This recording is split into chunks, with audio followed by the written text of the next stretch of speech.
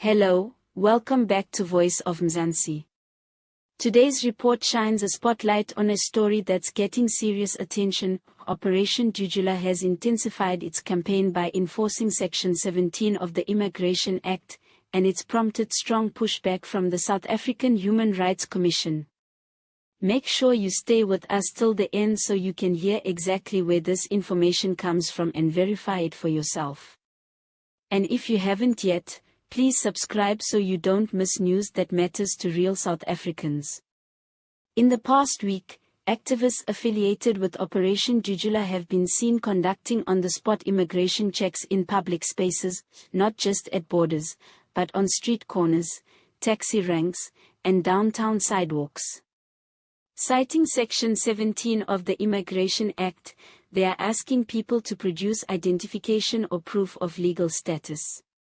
In a striking video circulating this morning, a group of organizers stops a man who couldn't show paperwork and leads him gently to the nearest police officer while repeating the phrase, "No papers, no pass."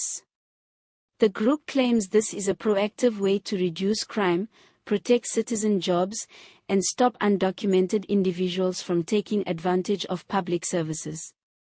They argue that without documentation checks, there is no accountability, leaving communities vulnerable to criminal networks operating under the radar.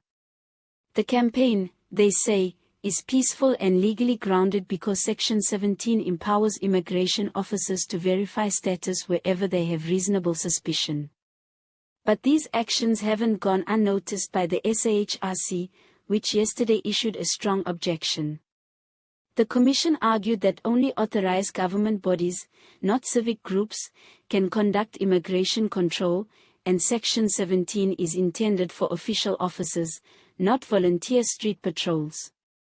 They warn that unchecked citizen enforcement risks abuse, discrimination, and breakdowns in constitutional rights. In a statement, they urged courts to clarify what reasonable suspicion really means, expressing concern that vague or racist assumptions could become a tool for targeting foreigners unfairly. Legal commentators are also jumping into the debate. While acknowledging the overcrowded court dockets and strained immigration system, many highlight a dangerous precedent. If private citizens can start foreign status checks, what's to stop anyone from demanding papers at stores, taxis, or churches? Constitutional protections, they say, must be applied fairly and consistently. Even government-run SAPs and Home Affairs checkpoints have been flagged in court for inconsistency. Activists pushing Section 17 could easily slip into constitutional breaches if their interpretation goes unchecked. Operation Dudula supporters say their actions are a symptom of government failure. They've rallied support in Soweto and Alexandra, where clinics, schools, and employment offices have suffered under high demand from undocumented migrants. They say they're not against legal residents or refugees, only those who bypass proper channels to enter South Africa.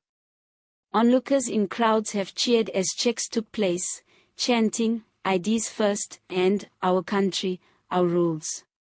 Still, doubts are growing. A bus driver who was stopped over the weekend described it as surreal. "They asked me for papers while I waited for passengers. I've lived here 20 years, he told a local radio host.